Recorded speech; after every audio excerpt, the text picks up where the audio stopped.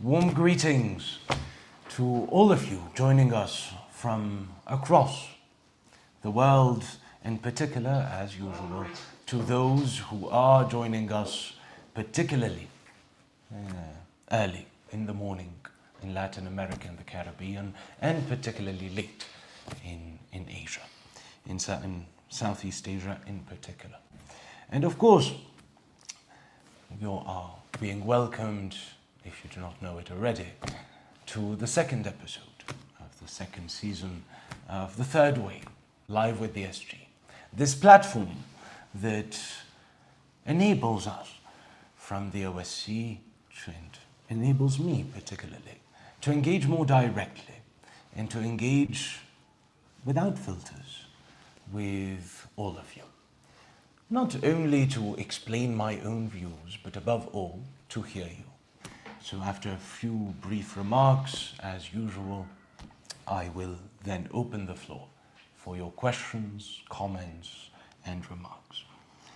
Now, for those of you that have been following us for some time, you know that I usually start, with some very rare exceptions, by presenting the team members that are behind the camera, that have taken the decision to sacrifice a part of their Sunday in order to make this encounter possible. Yet, last week, in the first episode of the second season, I received some harsh criticism from some of the team members regarding how long I took in terms of introducing them, amongst other critiques, of course. And I took it to heart, and as you may be aware if you were with us last week, I traveled to Guatemala. Travel that exemplifies once again the effort we have to do to invest in the infrastructure that connects our countries, because it ended up taking us 2 transits about 30 hours to reach Guatemala. But during that time, of course, and especially on the flight that left from France, because there was no internet access, which is good, but it allowed us, therefore, to do some reading. And I assure you this was not because of the critique, but I decided to start reading a brilliant novel. I haven't read a novel in a long time. And this novel is written by Lamko. He is my advisor and the head of our Office of Culture, Heritage and the Arts, an office that, if you have not heard of, you might have seen the fruits of its efforts through the Festival of the Greater South, amongst other endeavors. And in fact, he is the one that spearheaded the start of this platform, The Third Way, Live with the SG. A brilliant, brilliant book. It's written in French. Kulsi is from Chad originally, but of course he is perhaps an exemplification of the South, of a certain level of commitment that all of us seek to strive to achieve. Because he spent, I think, more than 20 years in Mexico before joining the OSC.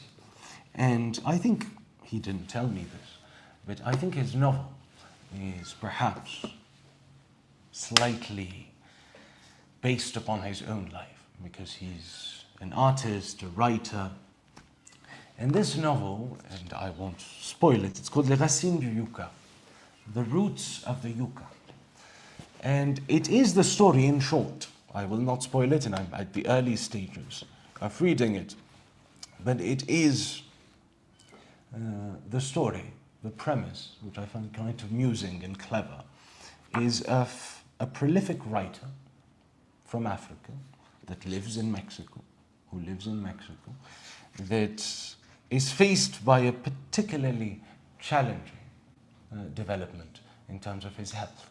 He suddenly becomes allergic to paper. And I won't say any more than that. But as I was reading, the narrator, and so Kulsi's pen, says, quand je présentais quelqu'un, je me limitais au nom, au minimum. laissant à l'interlocuteur le soin de se débrouiller pour le reste. Faire le lien, mais ne pas nouer.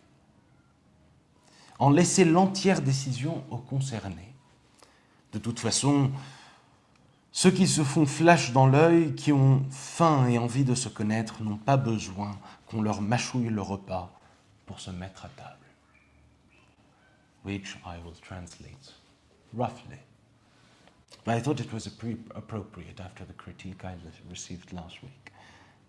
When I presented someone, I limited myself to the name, to the minimum, leaving the interlocutor the responsibility of finding their way through on their own. Linking up, but not tying up. Leaving the entire decision to the concerned ones. In any case, in any manner, those whose eyes meet, who are hungry, and who want to know each other, don't need that you chew their meal for them to sit at the table.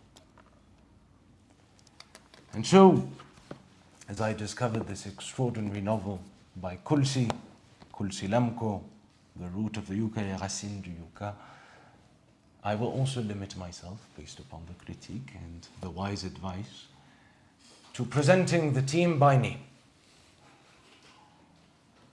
We have Abdul Rahim, but we call him Idrisi, Fabian, Bethlehem, who we call Betty or Betty San. We have Pearl and Annabelle. We also have Jim, that is in another room due to a cold. Aside from this, I shall not say a word. But of course, I won't say a word more in part, because I know that last time, since it had been some time since we had engaged, it was important for me to re-explain the context of our vision. This having been done, and the episode being online, let us not re-walk paths that have already been trodden, but rather engage with some very quick reflections. This week I do not want to speak for an hour and a half or two. I only have a few reflections, and hopefully that leaves us more time to engage with all of you and discuss the third way live on the third way live with the SG. And these reflections start from the visit to Guatemala. There is a visit inscribed with an invitation extended to me to address as the keynote speaker the 7th internationalization meeting of the UDWALC, an associate member of the OSCE, which is the Union of Latin American Universities and Universities of the Caribbean. And of course, some might say 30 hours to attend a regional meeting of universities on internationalization might be stretching the levels of commitment, to say the least, especially when we stayed for 2 nights, did not have time to adapt to jet lag, and flew back. In fact, if I am a bit slow today, it is because here we are, having landed at 5:30 in the morning into Addis, where we have our headquarters. And those who might say that have a point. They have a very good point. Assuming you're not speaking about the OSCE and the vision that is ours. Because there is always a risk when you speak publicly as Secretary General, as the voice of an organization, and in particular, the voice of this organization, of falling into a particularly dangerous sin. And that particularly dangerous sin, that mortal sin, is that of engaging in an excess, or presenting without wanting to, matters with an excess of optimism. But since ours at the OSC has never been the endeavor only to pontificate, but to truly transform our reality, optimism is necessary, so long as it is not in excess, and so long as it is conjugated to a profound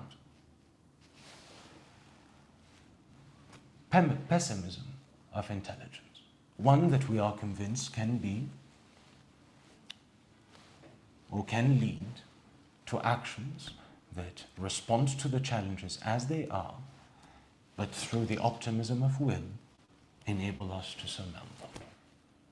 And I say this because last week I was mentioning, and you will understand all why I started by questioning or assuming the question on why I traveled so far for a university conference, aside from the fact that it's an associate member.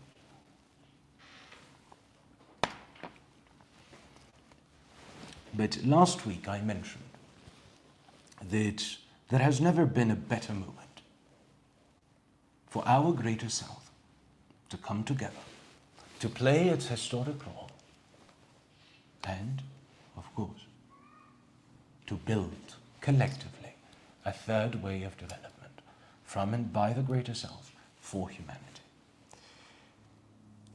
And I particularly remember ending by quoting my recent publication, A Letter from the Greater South, or Una Carta Meridional,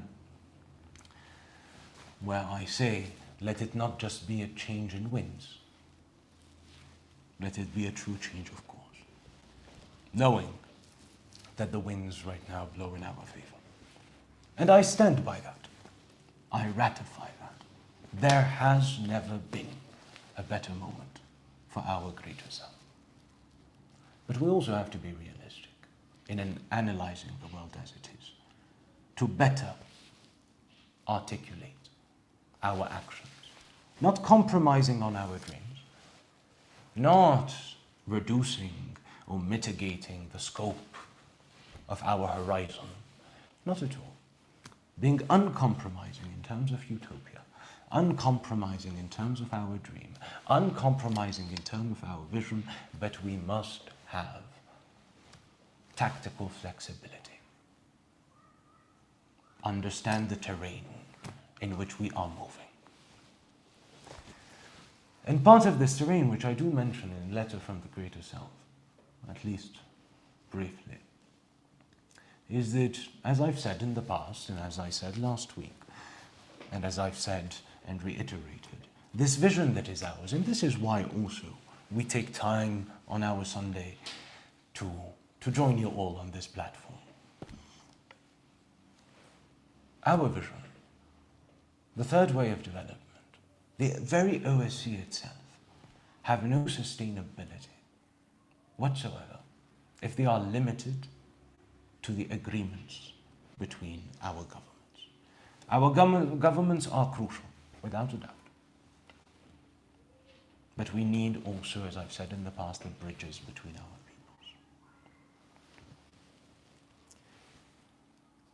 And looking at our peoples, there are 4 open wounds that we have to take into account, that we cannot disregard without betraying the very cause that we proclaim. And those 4 wounds that have to be taken into account, if they are to be healed, but that act also as tangible obstacles that must be surmounted, are the first, the polycrisis, the multi-pronged crisis of our world that has accelerated since COVID-19. has weakened the material base of so many, the material conditions of so many, that naturally the needs of today preoccupy more than the structural change of tomorrow. That is, when everything becomes a challenge, when basic necessities are not met, the essential eclipses the aspired. And mind you, this is not an argument against structural change. We fundamentally believe in structural change. But it says that if the transformation of our world that we aspire to is to be possible, if it is to be real, it must conjugate long-term effort with immediate attention. The second is that after decades of an imposed resignation, imposed through that triumphalist narrative of the 1990s of the end of history, which was more the end of Fukuyama, the author, than the end of history itself. But after decades of this imposed resignation, belief or faith in the very possibility of change has been weakened to the core.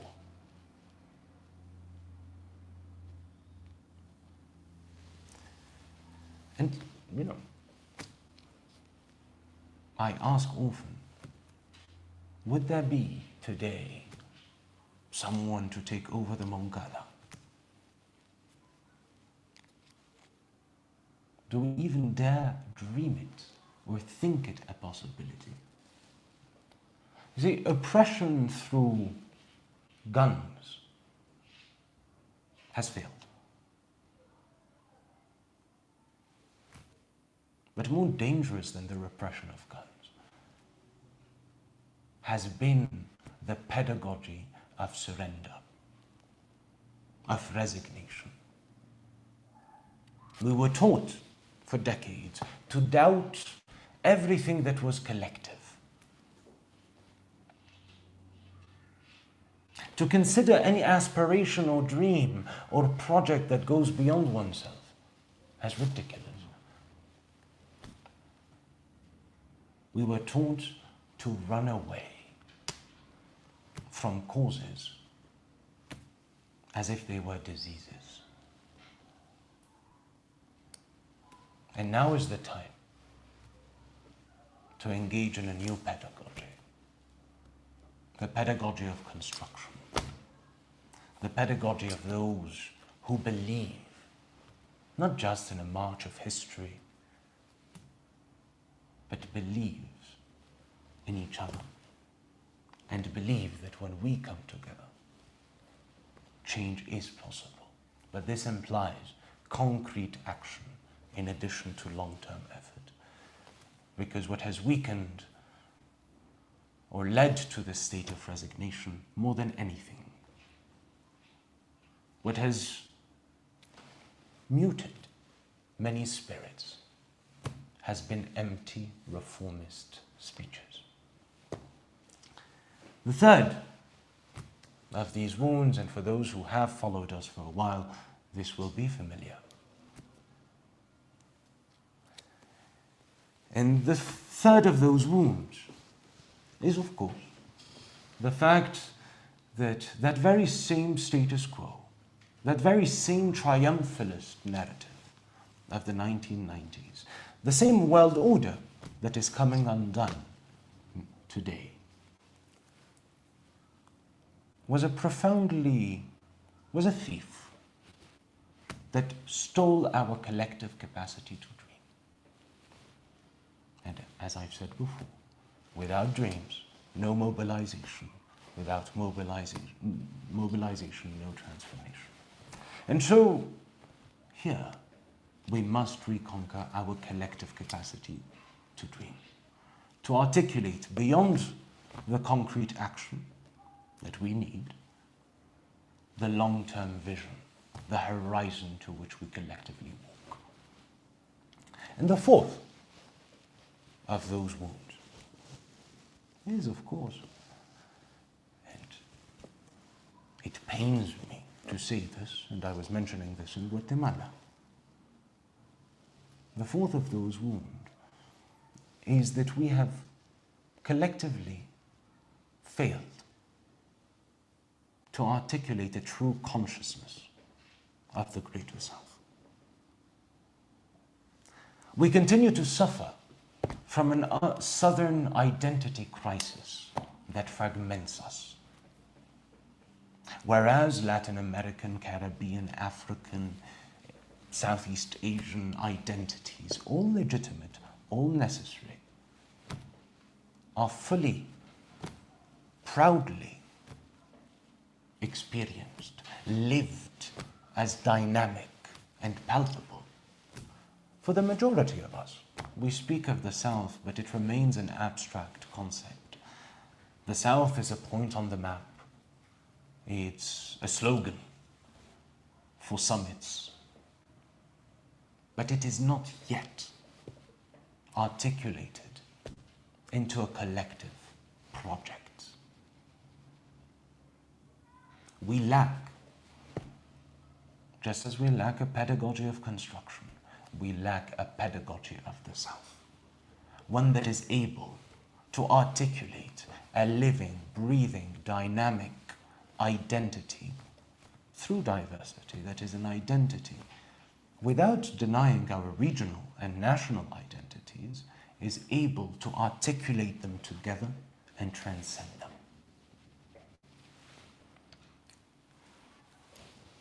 But of course, to those challenges, to those open wounds of our peoples, we must add several others.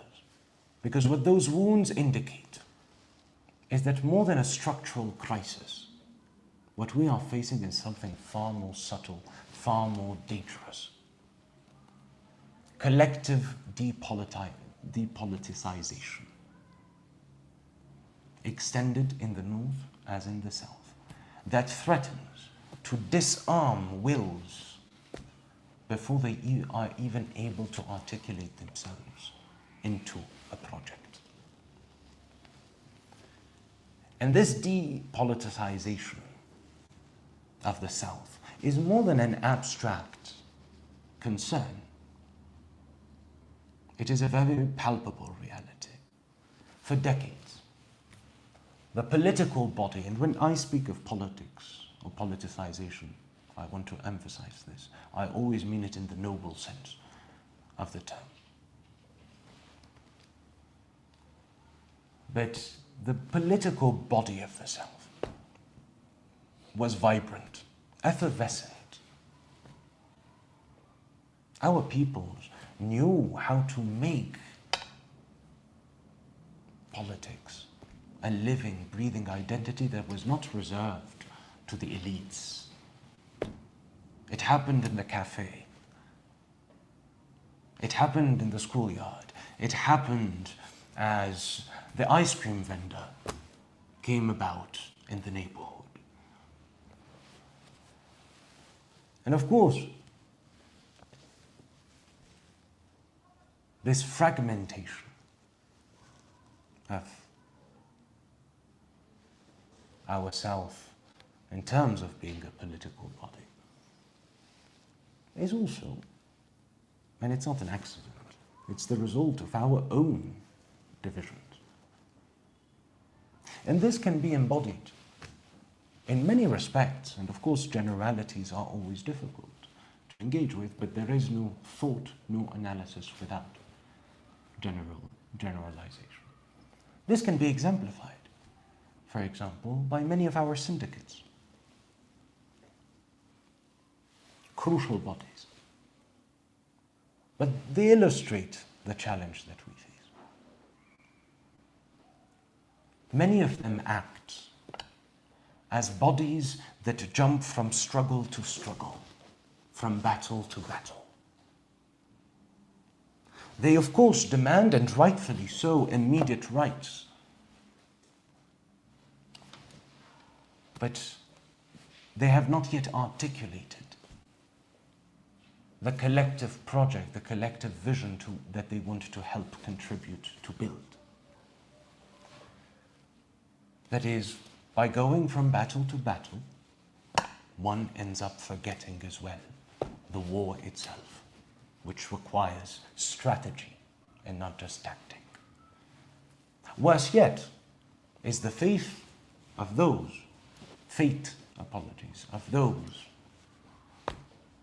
that have been limited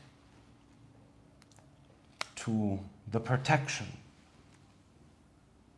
of already acquired rights. That function, of course, mind you, is crucial, essential. But when it is the exclusive activity, they are being forced to conservative action that deprives them of the very energy, the very impulse, the very aspiration of creation that enabled the conquest of those rights in the first place. Then, of course, you look at our civil society organizations, and they cannot escape their own crossroads. Today, our civil society organizations are going through a period of intense fragility. Perhaps a silent crisis, but nonetheless corrosive. That is, they face one of two limitations. First, by the cuts in funding in what has been called so-called development aid.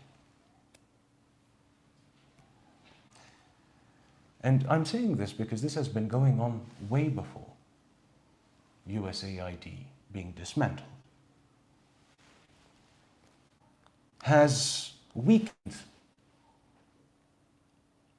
the financial stability of those institutions to the extent where most of them have had to reduce their scope of activities to basically actions that try to ensure their institutional survival. On the other hand, those civil society organizations that have been able to preserve a certain financial operational base find themselves, by the merger of the poly-crisis that the world is going through and the collapse of many of their sister organizations, overwhelmed by community needs. And of course, when the urgent attacks and assaults from every direction, what is not burning is postponed indefinitely. And this is the way that every day consumes the future. And of course, what could we say of our intellectuals? And here I run into territory that will cause me many enmities. Well, in terms of our intellectuals, a double wound is also to be found. The first is that we lack thinkers, intellectuals who think the South. Of course, we have great thinkers in the regional sense. Thinkers of Pan-Arabism or Pan-Africanism or Nuestra América or La Patria Grande. We also have brilliant minds in various disciplines, in the physical and natural science, physical, natural, and social sciences. But we lack the intellectual that, beyond a specific discipline and beyond a specific region, is able to conceive and think and articulate our greater self as a collective subject of history. Of course, on the other hand, and more dangerously, we have witnessed the decline of the authentic public intellectual. And in their stead, in their absence, we are left with two figures, both crucial and valuable, but insufficient. The first is the academic intellectual, fine in diagnosis, brilliant in analysis, but limited to the comfortable confines of the intimate preoccupation. On the other, the popular intellectual, capable of democratizing and popularizing and vulgarizing ideas, and sometimes even mobilizing around them. On the one hand, one analyzes but does not act. The other popularizes but does not give themselves the means to achieve that, what they promote. As if saying the truth was enough to change the reality that torments us. We lack the authentic public intellectual that is capable of conjugating intellectual, academic rigor and popular engagement, as well as the strategic commitment and sacrifices that is often demanded when you want to change reality. Of course, there are exceptions to every rule that I have given, but I'm afraid they are of those that confirm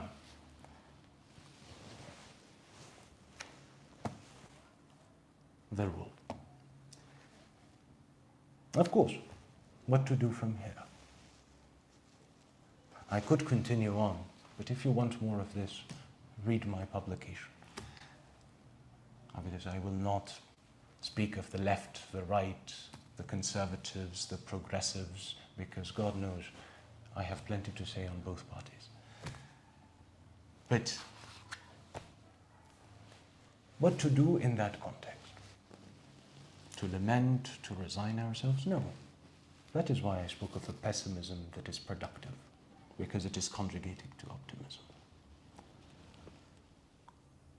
That we must do is to take those challenges into account, recognize those open wounds, heal those wounds, and move forward. And this is why, and I said I would explain why I started mentioning Guatemala. It was important for me to travel 30 hours back and forth, mind you, so 60 hours, to attend that meeting. Because a large part, not the only one,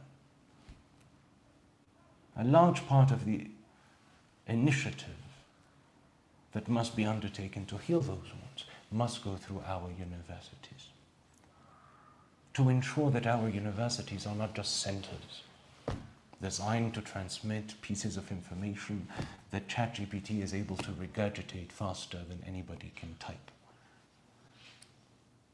that become centers of that politicization, of that consciousness building, becomes actors of social concerns in their territories, become bridges between our continents through student and academic mobility, through joint research projects, to build that identity of the self. That our universities are transformed to recognize, because we often speak of corporate social responsibility, but there is also university social responsibility. And to ensure that where the state and some of our NGOs, civil society organizations do not reach, the university does. And in this regard, I would limit perhaps my reflections to this today,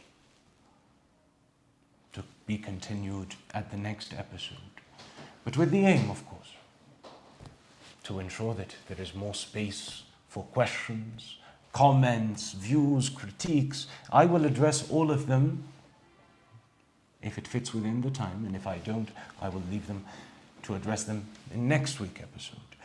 And of course, if there is any part that I said that was unclear or that you want to see developed, here I am, as they pass me the computer to see.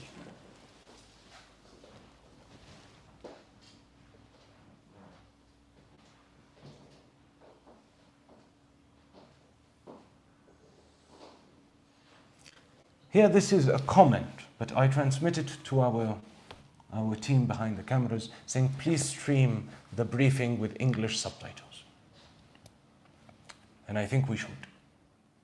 We have to find the technical way. In fact, I would argue, let's also try to stream it with live captioning in various languages, at least the 4 OSC official languages, with a statement that is very clear that this is live captioning done automatically, so it's not perfect. But I think this is a very good point. Thank you, Fitsum Jiregna. But I hope you asked this out of an endeavor of inclusion, and not because my accent is unbearable, or my voice was, and you're muting me.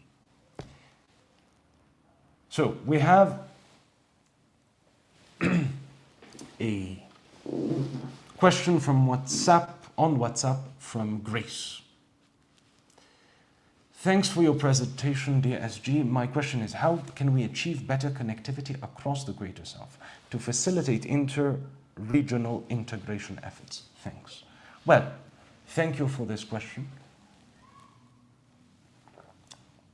which again could be developed for hours on end, but I will limit myself to a concise answer that I will nonetheless strive to see comprehensive, but do not hesitate, Grace, to follow up if you would like further development or anything I will have said is not clear.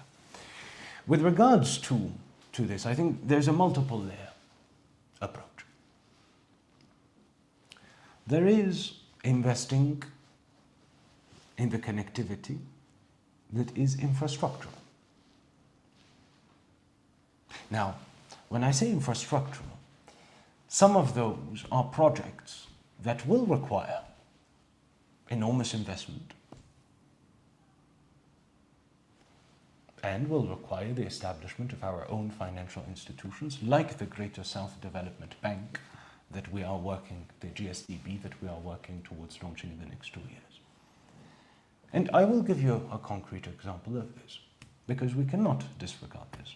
We speak of technology sovereignty in our countries, data sovereignty, which is not a term that we invented, data sovereignty. But how are we supposed to have data sovereignty when all of our data is stored and transits in the north? And when you look at submarine fiber optic cables and internet cables, and you look at a map worldwide, you see that there is only 2 fiber optic lines, submarines, internets that connect Latin America and Africa.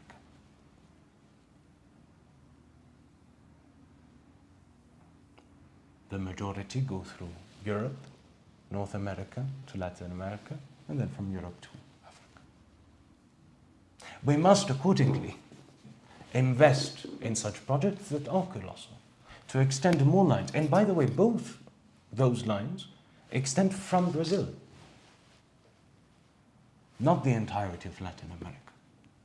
And recognition must be given to Brazil for this, and for I think Cameroon is concerned, in any case.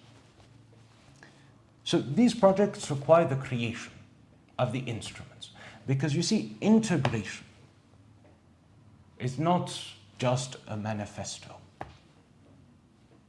or a very nice plan. It is the instruments we build to achieve it. So we need to create the necessary instruments, financial and otherwise, like the OSCE, because I believe the OSCE is one such instrument, to facilitate this inter-regional integration. Because otherwise, if you do not have a platform like the OSCE that brings our countries together, brings the different actors together, has a secretariat to accompany and execute, then again our aspirations will be nice diplomatic declarations. But first, there are some projects, because I said infrastructure is the first, some projects that can require colossal investment. But then there are others that just require coordination. One example, because you cannot have inter-regional integration if you do not have the infrastructure that makes it possible. One example I gave recently. I had to fly for 30 hours. Now, of course, Guatemala is not next door to Ethiopia, but it does not require 30 hours of traveling. And what it certainly does not require is going through Europe or the US, which required for most of the delegation from the south transit visas. And those who didn't have them didn't have time to get them. And therefore they weren't able to go and travel and meet and discuss and engage with their counterparts in Guatemala. One example, we are in Addis Ababa. Addis Ababa overall, in terms of air travel, is the hub of Africa. In terms of connectivity with the presence of Ethiopian Airlines. Panama in Central America is the equivalent overall for Latin America and the Caribbean. And in this regard, one flight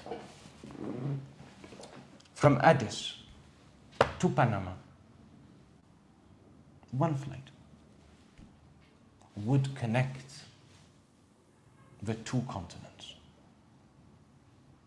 because it would take you from one hub to the other without transit visas, and then from there you can connect to any part of that continent. And that opens up people-to-people exchanges. That opens up trade opportunities. And that opens up possibilities of new routes. So some of the infrastructure is soft infrastructure, things that can be done if we coordinate it well, if we articulate it within a vision, and which will be profitable for the concerned companies, whether that is Ethiopian Airlines, Copa Airlines, for both airports. But again, this is only part of the equation. The second is South-South cooperation and integration, as well as regional integration, are not mutually exclusive. They are two sides of the same coin. They mutually reinforce each other. And we have to recognize that as countries, we have failed overall in our respective regions, our endeavors of integration. The aspiration is still there. The endeavor is still there.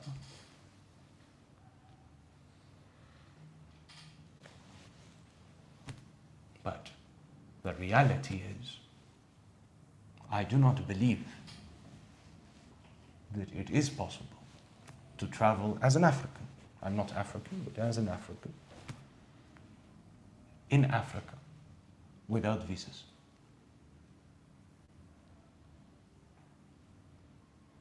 In fact, sometimes I've even seen countries where the visa is more expensive if you're African. I believe that it is the same in the Arab world.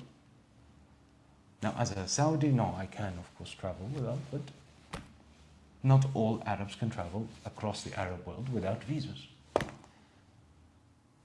Latin America has done overall a better job there, but it is still not the case that all Latin Americans and Caribbeans can travel within Latin America and the Caribbean without visas. Same thing in many of our other regions of the South. But also, we have failed to invest in the infrastructure that connects our regions.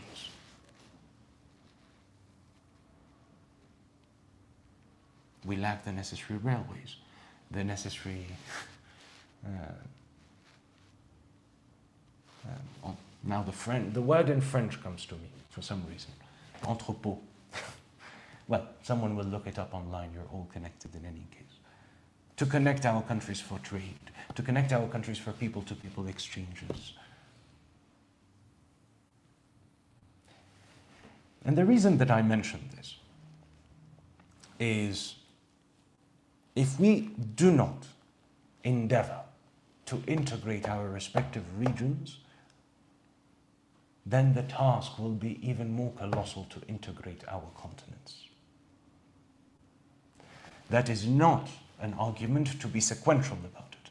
That does not mean that we have to wait until Africa is integrated and Latin America is integrated and the Arab world is integrated until we start to integrate the South. Not at all. Because it just means we need to take that into account. And South-South cooperation needs to have a focus on reinforcing also regional integrations. And that is something we're committed to at the OSCE as well. We are ready, we stand ready whenever it is ready to work with the African Union. We are ready to work with the CELAC. We are ready to work with the Arab League. With them taking the lead, because regional integration is their mandate, but to support them. And how can South-South cooperation support it? By also exchanging experiences of integration. Instruments, how it worked, what didn't work, the challenges met, best practices that can enable that regional integration, but also by pooling together resources to invest in the infrastructure that connects the continents, but also connects the continents within them. So, this would be my second point. And the third is, I fundamentally believe in the importance of planning, of strategy, of vision. But far from me the idea that we should or we ought to centralize the endeavor. The OSCE is a platform that confederates, accelerates, supports. But I will, without wanting to remove any of my own merit, it will not be the Secretary General of the Organization of Southern Cooperation coming up with all the ideas. And even if it was possible, it wouldn't be desirable, because this project is a project we must all co-own. And so the third of the points that I raise, and that I raised earlier, is the crucial part of building the bridges between our peoples, who by encountering each other, by exchanging amongst each other, will come up with new bridges to be built, new avenues of cooperation, new avenues of integration. And that integration is more sustainable than just a political decision. because it is human. It is more lasting, it is more authentic, it is more true.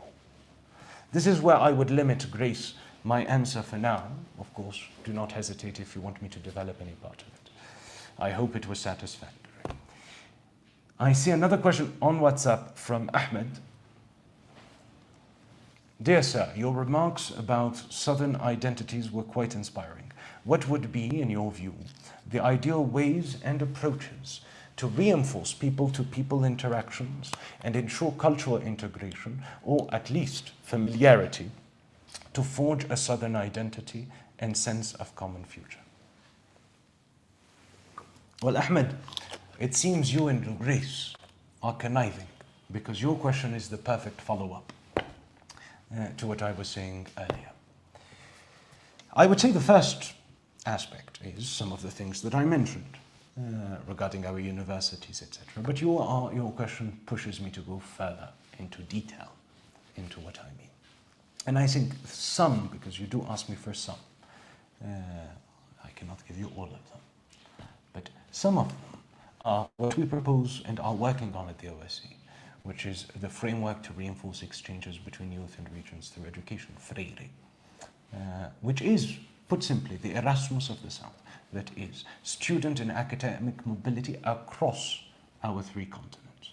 Because when a young person goes to study from, say, Guatemala to Ethiopia, and a Nigerian goes to study in Brazil, and a Brazilian goes to study in Cambodia, and a Cambodian goes to study in Jordan, you are, on the one hand, opening up educational opportunities that are enriching to those individuals and enriching to the communities, to the families, to the universities that host them. But above all, you are generating sustainable bridges between those nations that will outlast geopolitical changes, will create mutual understanding. In fact, as I've always said, because for some reason, and I say this with a bit of exhaustion in my, because it is frustrating. Whenever you speak of South-South cooperation, people start accusing you of being a bigot that is against the North. I repeat for the millionth time, I am not, the OSCE is not, South-South cooperation is not against the North. I repeat, maybe for not the millionth time, maybe this one will be 537,281 time. I would not be who I am without having encountered Europe, without having encountered European thinkers and writers, as well as Arab writers and African writers in Latin America. In our endeavor, we have no rejection. What we have is a vision of what we want to build for our countries, our peoples. But in service of all of humanity, the only thing we want is a world that is more sustainable, equitable, just, and peaceful for all. But that also entails addressing some structural issues of our world that today, yes, are dominated by Western northern countries, but it is not against them per se. Now, where was I? Yes. So our endeavor is not against the North. And there is nothing wrong in saying we can learn some good things from the North. And Europe is a great example of what I was just saying regarding Freire. Europeans do not share, despite this talk of a European culture. There is no such a thing as European culture. Europeans do not share, overall, when you look at the continent, a language, like in Latin America or the Arab world. They don't share a common history of unity. In fact, like in the case of Africa, because Africa has many languages, but it does share a struggle at least, of liberation that I think forged the African identity into something palpable. It's still, after all, the second largest continent in the world. And they are countries that have made war to each other. Not hundreds of years, thousands of years. Until, as recently, I'm going to skip 2022, as the last century. And yet, they were able to create a European identity. And they were able to create it, in part through schools and the transformation of schools, but by teaching the language of the other. So after the Second World War, France took a decision, a very reasonable decision, to start teaching German in schools. When you speak the language of the other, they are no longer that other. But also, they instituted Erasmus, the student mobility scheme across Europe, which has generated a stronger European identity in sense. So, that is why I say Freire is one example of concrete projects that we can do in terms of your question of reinforcing people-to-people interactions and ensure cultural integration. But actually beyond that, Freire, because I've mentioned Freire quite a bit. The second,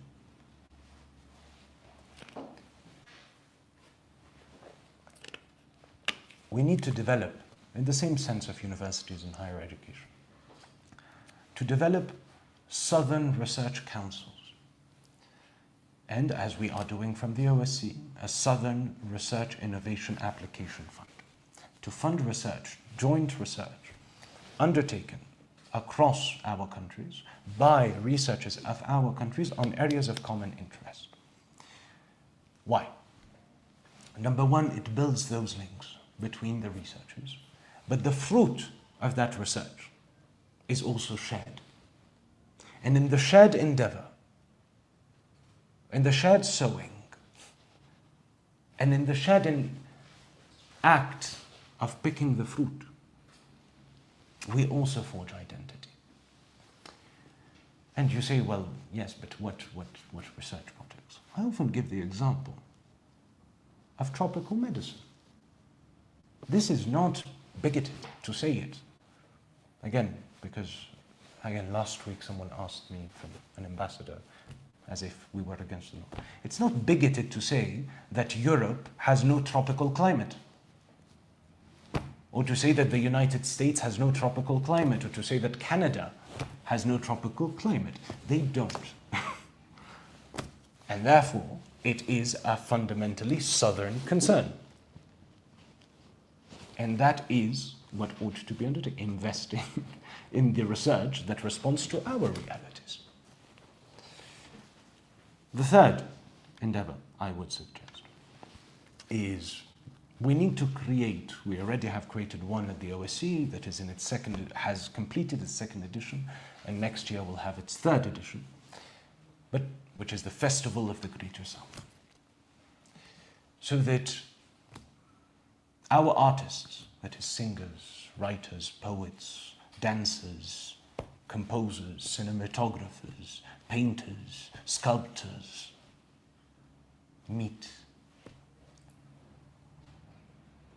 annually, meet amongst themselves to co-create, to influence, to get influences from each other, to work together, to produce together, but also to meet our peoples who insufficiently know what music comes from Latin America, or what art is being done in Latin America when you're speaking of Africa, and the reverse.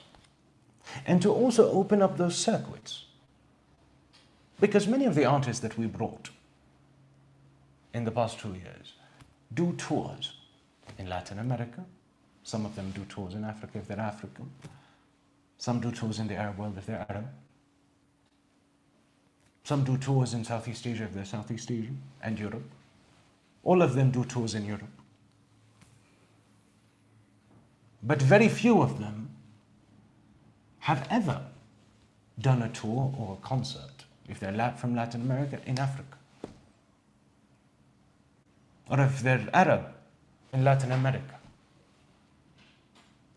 And therefore, for them also to meet those new audiences and open up those circuits, so that in the future, as they meet, as they start putting, if they are doing a world tour, it be a world tour, not a European one.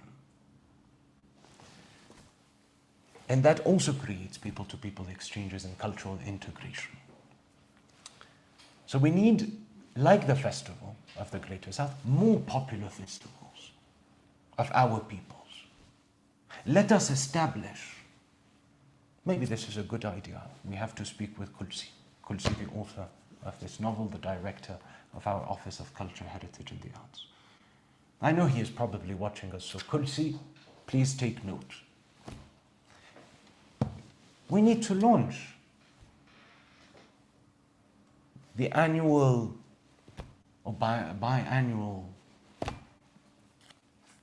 festival of Southern cinema,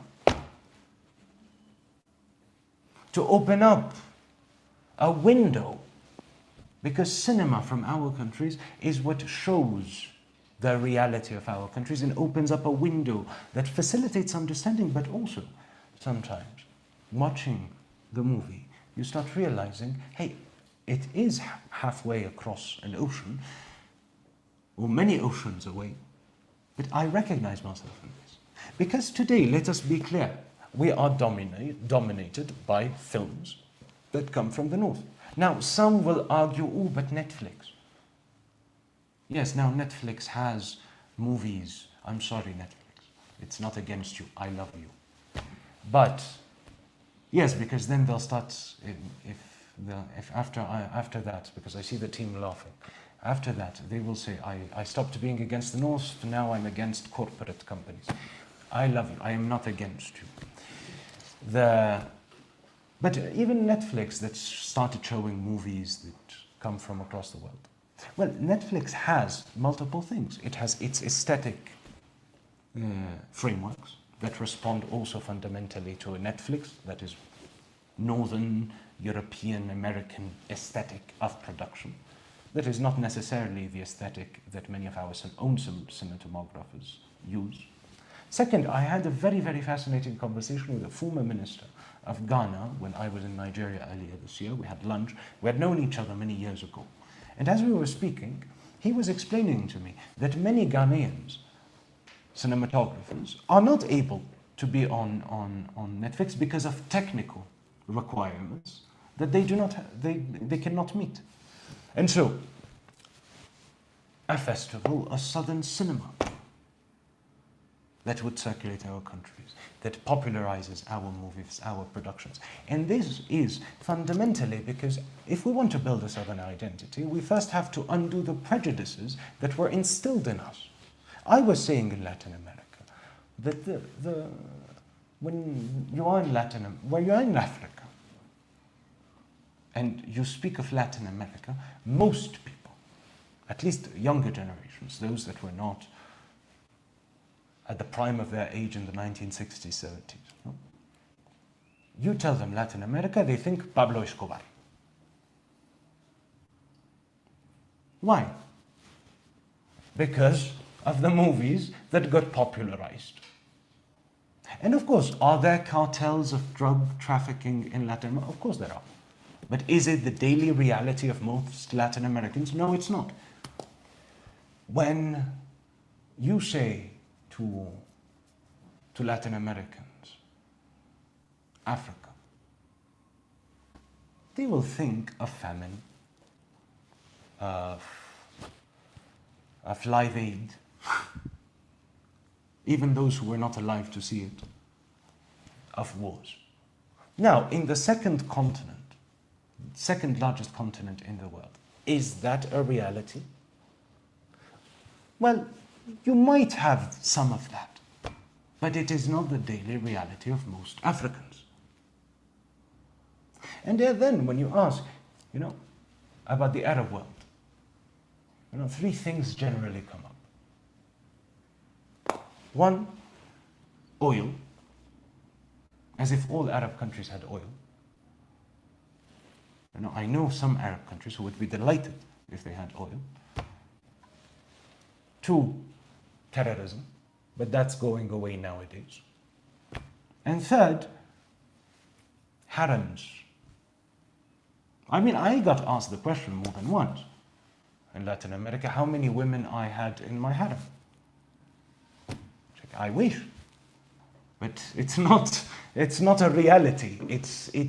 But it is what is promoted in the movies, in the music, in the books.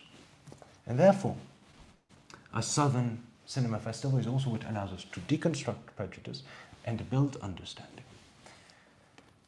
And then it becomes countless. You could have Southern book fairs. You could create an editorial dedicated to publishing Southern authors and translating them in the major languages of our regions. And yes, it's colossal work, but let's crowdfund it. Let's make it that. Now, festivals. But then, festivals only go so far. We need to also undertake a determination to establish within each of our countries what I call cultural houses of the Greater South, that act not as museums, because what we do not want is our histories, our cultures being condemned, as they often are, to remain what they were, rather than being able to express themselves in what they are now, that is the expression of a living people, of people who grow, who change, who have a memory, have roots, but also absorb from the future, absorb from the present, absorb from different influences, including northern ones, by the way. Like the North has also absorbed a lot of southern cultures. But act as these spaces of radical imagination, where artists are given opportunities to express themselves, showcase their art, travel to other regions of the South that have those cultural houses and undertake artistic residencies with workshops for young people that enable this encounter beyond a one-time event like a festival on a constant, permanent basis. To that we might add, or is that enough? I think we need to go on to the next questions. But I thank you, Ahmed. If there's anything you would like me to develop on, I will be happy to do so. Now, I have a question from Anonymous. Now, this I don't like. I'm sorry, Anonymous. I will answer it. But I don't like, not the fact that you asked a question, I haven't read it yet. It's from WhatsApp. But what annoys me is, no, I was saying this to the team earlier. If you have an idea, put your name to it. I don't need a full family name, the address, which apartment number, just the first name, it would be lovely. But in any case, Anonymous, you say, how do you connect and perceive the most recent speech of the US President Donald Trump at the UN high-level segment with the decline of the USA as a global power and the existential crisis of multilateralism? Ooh. I get why you're anonymous.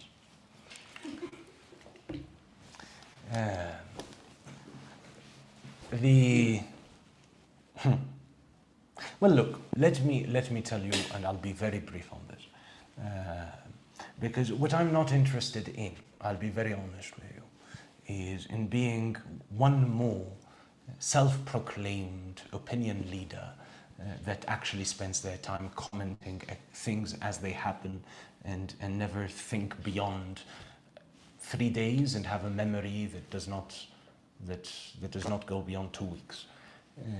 So I'm not interested in being a geopolitical commentator. I'm interested sometimes in commenting it when I see a trend that goes beyond. But you see, it's interesting. I'll come back to this, actually. But anyway, so what I'll say is, look,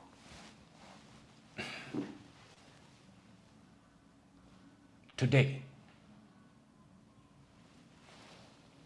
yes, it is true that the United States has, by its own hand, and this is an argument I make in a letter from the Greater South, so I invite you to read it. In fact, I make it in chapter 1, so you don't have to go far. But yes, from its own hand, the United States has today commenced the process of the unmaking of the order that it built itself in the post-war and that it transformed in the 90s. That is without a doubt. And this provides an opportunity for the Greater South not to reject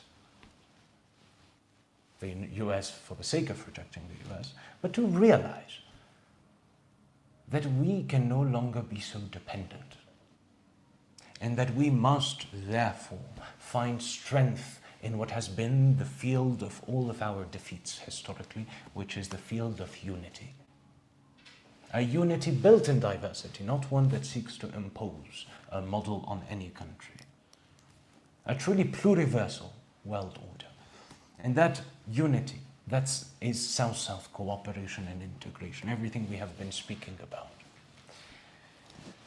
But of course, as I said, I do not, just as I do not want to be yet another self-proclaimed opinion leader and geopolitical commentator, I would like to say that I am not a prophet either.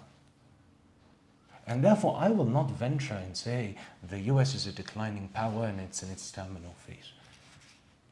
No, what is certain, that is the only thing that is certain, is the world order that we inherited is unmade, or at least it's unmaking itself irreversibly.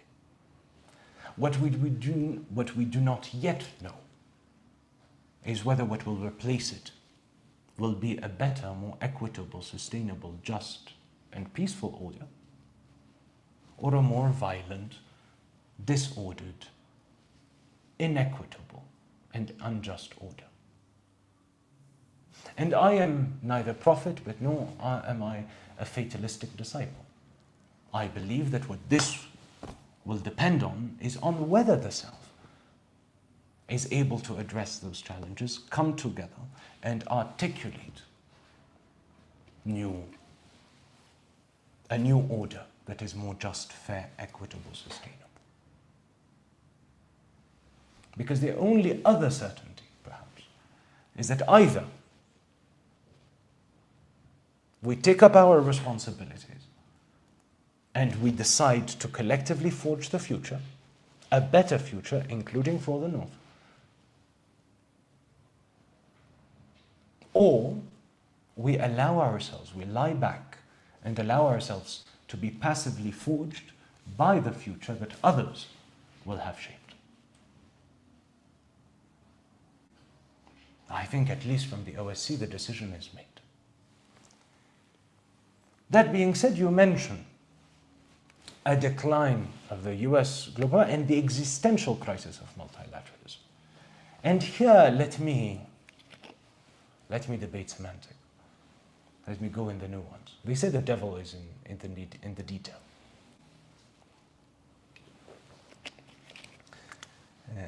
I don't think there is an existential crisis of multilateralism.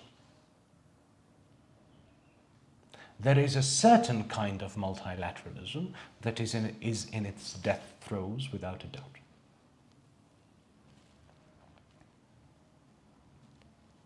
But multilateralism per se is our only way forward.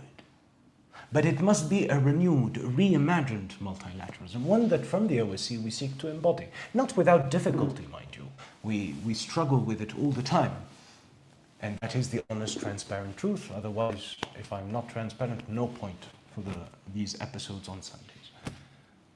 But It is what we try to embody, a multilateralism that is based upon three principles. Equality amongst parties,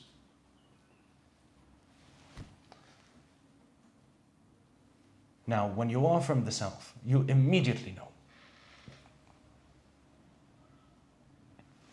that the multilateralism we have, which is the one that is going through an existential crisis, does not truly have equality amongst parties. It is equality amongst parties in the sense of George Orwell's Animal Farm. For those who haven't read it, it's brilliant. You see, I even quoted an author from the North. Proof I'm not against the North.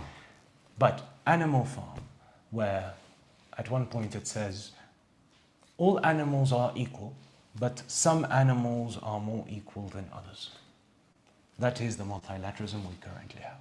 We need to build one where all animals are equal. Point.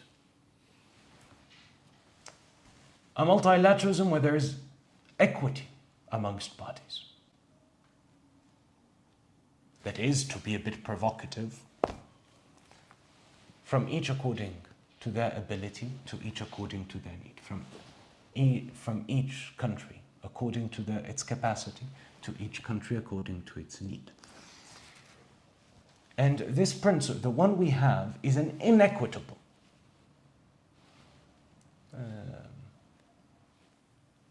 multilateralism. And this is exemplified by, again, I'll take a COVID era period. Because yes, I know it's been 5 years, nobody wants to listen about COVID anymore, but I do believe that COVID taught us many lessons that we still have not learned. And we have a responsibility to learn those lessons if we are to build better societies for our peoples and for humanity. And one concrete example is our friends from the IMF. Shall I? Because the team knows, I call them, but I say it with, as they say in Spanish, mucho cariño. How would you say cariño? Look it up, you have computers. With a lot of kindness in my heart. Much love. Yes, much love, I say to them. But I call them the International Misery Fund. But we love you, IMF. Sometimes. So, especially when you provide me with examples that I can use, that is when I love you the most. No, but very concretely, jokes aside, at the height of COVID, the IMF issued, it was unprecedented, $600 billion worth of special drawing rights to support countries in facing COVID and the extra budgetary expenditures that they had because of the pandemic. So the SDRs. Out of the $600 billion, the continent of Africa, 54 countries, received less than 7% of the total. Countries of Latin America received about 8%. In short, those who needed it the most received the least, and those who needed it the least received the most, which our friends in the US and Europe. And that is why we say, okay, the multilateralism that is inequitable is in an existential crisis. But the one that must be built, I do not think is. And the third, solidarity instead of charity. Charity, which is practiced always vertically, creates a hierarchy. And solidarity that is practiced horizontally amongst equals that understand that they are in the same boat. I often give the image, right? Charity is giving your leftovers. Solidarity is sharing the meal, knowing that above all, you share a common destiny. That being said, I give another concrete example from COVID. At the height of the pandemic, of course, our countries were facing the challenge of access to vaccines. Despite the creation of COVAX, by I think WHO, Gavi, and there was a third partner. Anyway, COVAX, which was a mechanism supposedly to support a great part of our countries in terms of delivering vaccines. COVAX failed, not by my judgment. A statement that they put out said we will not meet our target of vaccine distribution. Why? Because COVAX acted as an instrument of charity. Wealthy countries were invited to give money to COVAX so that COVAX could buy the vaccines. COVAX did get the money, but they were still unable to buy the vaccines. Why? Because the same countries that were donating money were themselves buying up all the production. So there was the money, but there were no more vaccines. And that clearly failed, and that is a multilateralism that is going into crisis, existential crisis. The multilateralism we propose from the OSCE is solidary, based upon solidarity. What would COVAX have been if it was a multilateralism based upon solidarity? Instead of a charitable instrument in which rich countries pour money for the South to get access to vaccines, what COVAX would have been a centralized, multilateral vaccine distribution center, where through for COVAX, regardless if your country has the factory or not, each country, on the basis of population, would get allocated a certain number of vaccines. And we would have achieved collective herd immunity much faster than we did. So this is what I could say. Now, I know I'm running out of time and there's a few other questions, but what I would say, Anonymous, and of course, if you feel unsatisfied with my answer, write a comment. I won't have time to answer it today, but we will take it up next week, because there's also this one that I didn't answer to. I'm looking over there because they control my time. Now, but what I would say is, if you haven't watched it, I highly recommend watching the speech of President Gustavo Petro of Colombia during the UN General Assembly in the high-level segment, that made an extraordinary speech full of humanity and commitment. One may disagree with his proposals, but one that also showcases that what we face in the South is not a desert of will, it's not a desert of talent, it's not a desert of commitment. What we face is a disconnection between the popular energies and the multilateral instruments that should be able to channel them into action.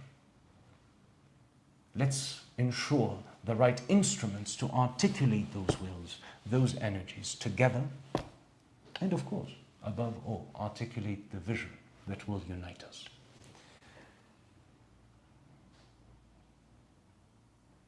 I see a question from WhatsApp, from Ephraim, Ethiopia. Dear Excellency, I enjoy your talks. The OSCE's goals and endeavors are simply magnificent, and I don't understand why everyone from the South is not lining up and giving it their all. I know the campaigns done, including the big concert and art weekend, were something that introduced the organization well, and I'm sure there are many other brilliant people working in the OSCE. So forgive me if I didn't follow any projects on hand. My question is, why aren't there projects that involve a lot of volunteers, especially the youth? I think this type of projects are important to promote the OSCE and affecting change. What is being done in creating this type of project? Thank you for raising this, and I will go straight to the point. There's two factors.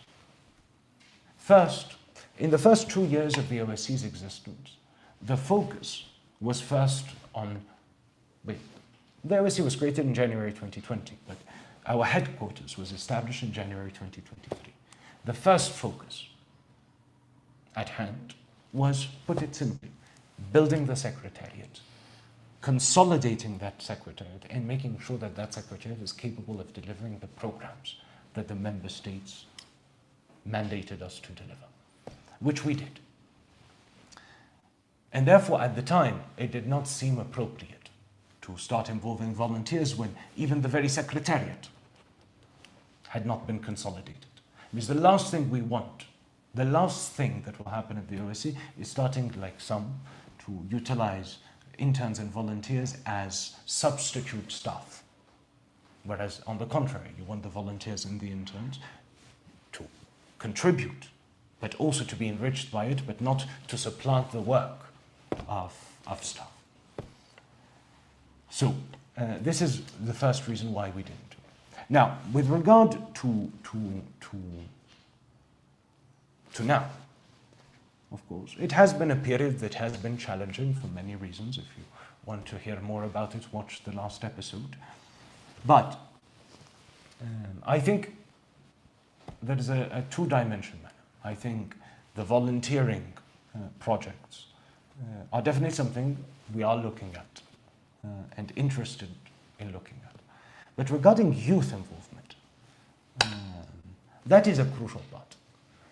The main aspect about youth involvement, though, is, at least until now, but I think maybe I'm starting to change my mind. I've always thought it absurd because I consider myself relatively young. And therefore, I take the liberty of saying certain things that perhaps some of my elders at the head of other intergovernmental organizations won't say. But I always found it absurd that we invite the youth to a youth summit where they talk amongst themselves, and then when the real summit happens, khalas, let the big boys and big girls speak. It seems to me like lip service to youth. Or creating a youth council just to have supposedly a youth council. And I've always thought that it was very important to do two things. One, to integrate youth participation in the important events of the OSCE, which we've done in part through our associate members. So for example, the All Africa Student Union participates in many of our events directly, but equal to equal with other entities. But the other one, and this is where we are thinking, so if you do have proposals, please do send them to us. We will look at them. But if we are going to have a specifically dedicated youth line that is not education related or arts related, is more about mobilization of the youth, proactivity of our youth in the process. The initiative must be tangible in our view, and not something that is merely symbolic to say we have a youth council. So this is what I would say. But of course, we look forward to involving our youth more directly, and we're always open to ideas. Even though we discuss here a lot at the OSCE, we have some initiatives being worked on in this regard, but we truly are open-minded in terms of proposals that come from our youth. I think there is one more question you said from YouTube.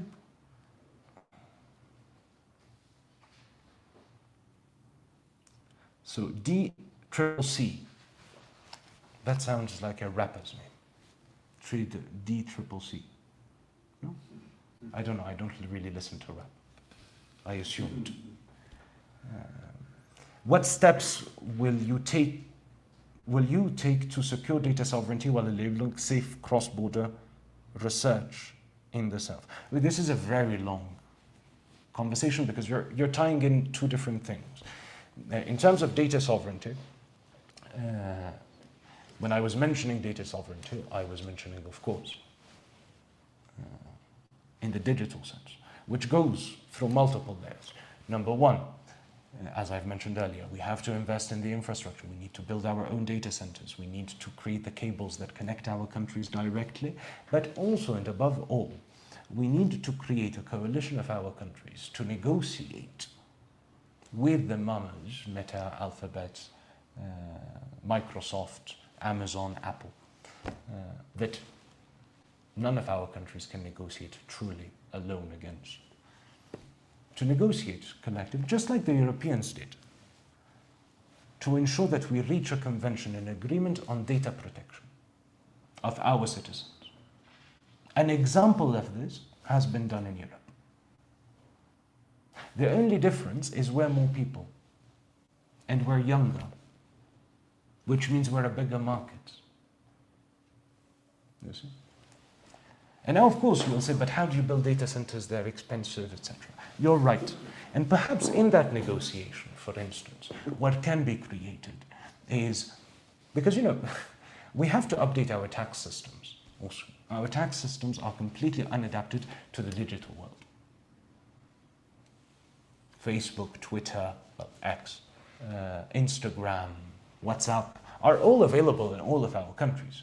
But the crushing majority of our countries, and all of us, get ads that are targeted to us, which means there is data being collected from us, there is money being made through us.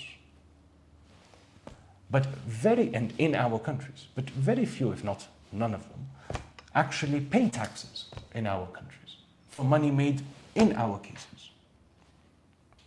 And through this collective negotiation, we can perhaps achieve, perhaps not a tax, let's call it a flat fee.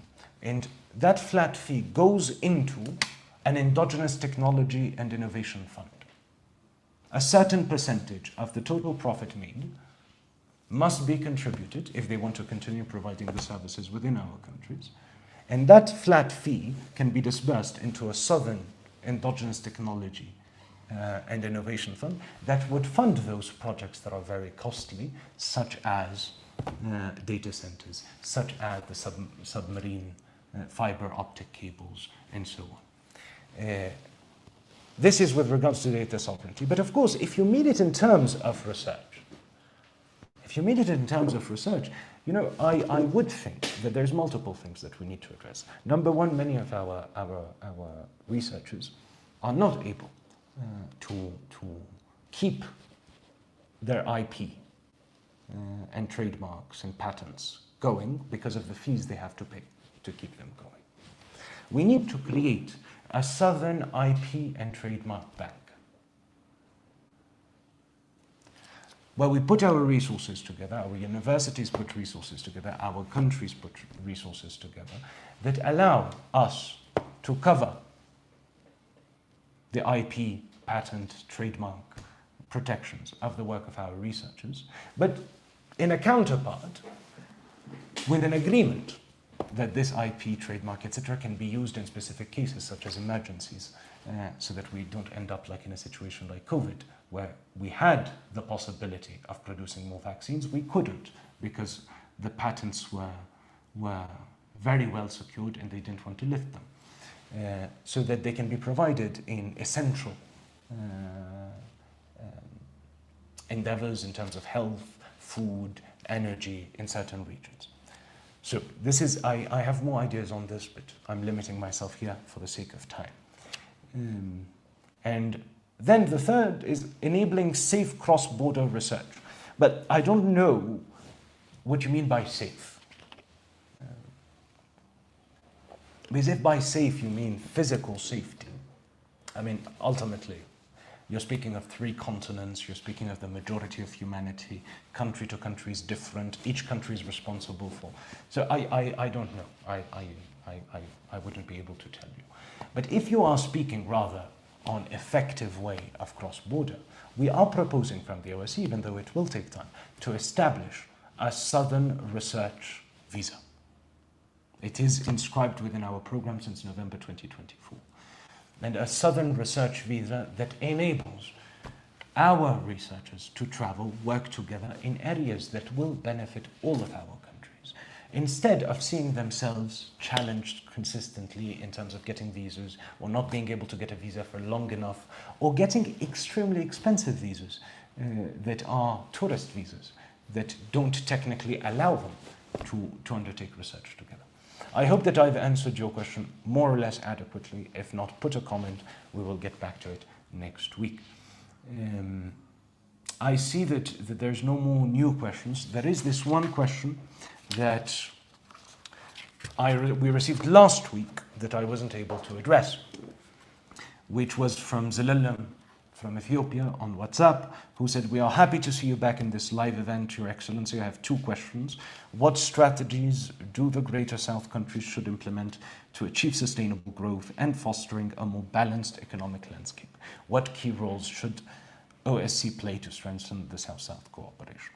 Well, as I said last time, and unfortunately I always get to the question when the time is short, but I will try to be concise and put it to you in bullet points. Number one, investing in strategic sectors that enable us to emancipate ourselves from economic dependence and this cycle of debt, bust, IMF.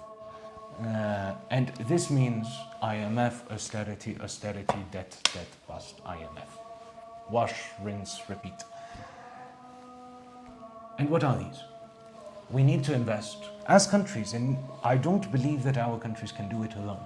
Of course, each country can do a lot, but we need to work together if we want this to be an emancipatory economic project of sustainable growth, balanced economic landscapes, and to use your words.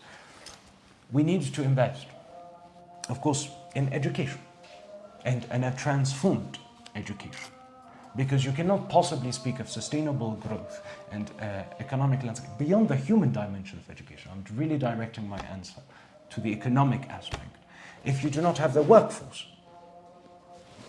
to lead that transition towards sustainable growth and balanced economic landscapes and true development.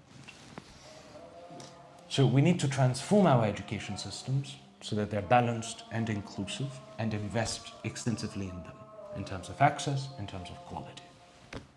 And quality is always dependent on context. We need to invest in health systems that are integral.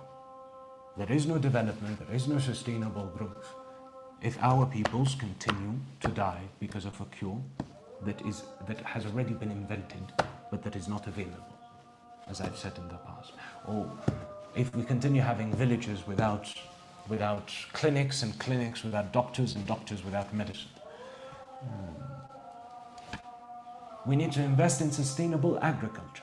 But here, sustainable agriculture, mind you, and it will seem counterintuitive, not the agriculture directed towards the exportation of cash crops, but the ones that is meant to feed our people, that contributes to their health, contributes to food sovereignty and security, but above all, economically reduces our imports and therefore reduces our forex disbursements.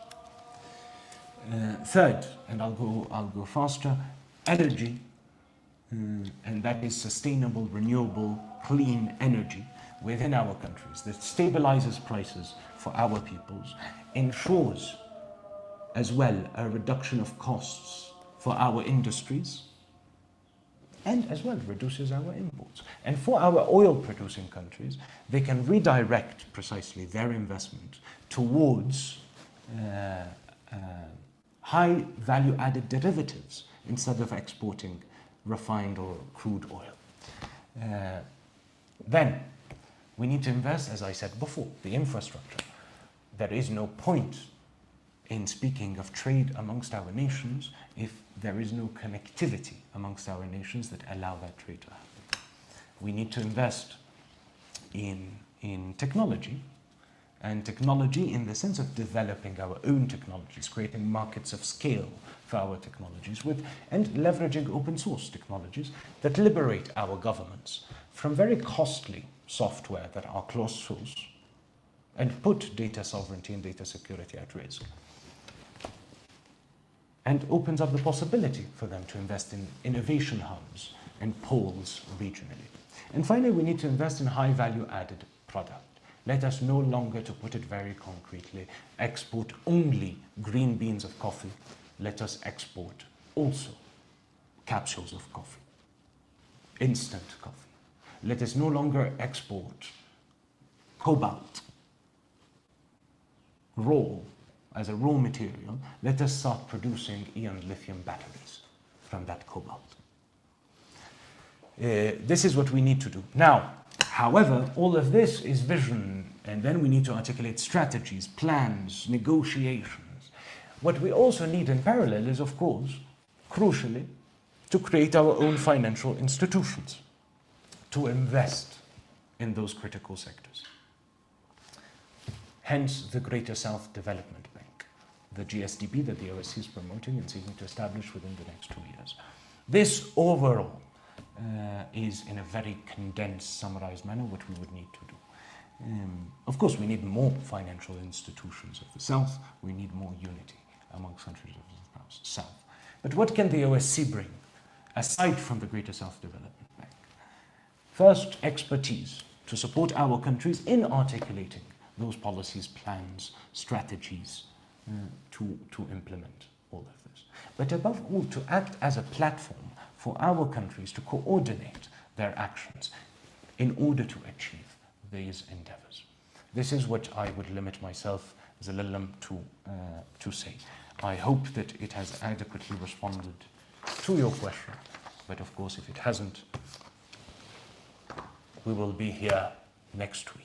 In the meantime, remember the words, as I think it will become the poem of the Third Way Live with ESG. Remember all. Hay quienes se desmueren y hay quienes se desviven. Y así entre todos logran lo que era un imposible, que todo el mundo sepa que el sur también existe. There are those who die in the endeavor and those who live for the endeavor. And this way, amongst all of them, they achieve what was once impossible, that the entirety of the world may know that the South also exists.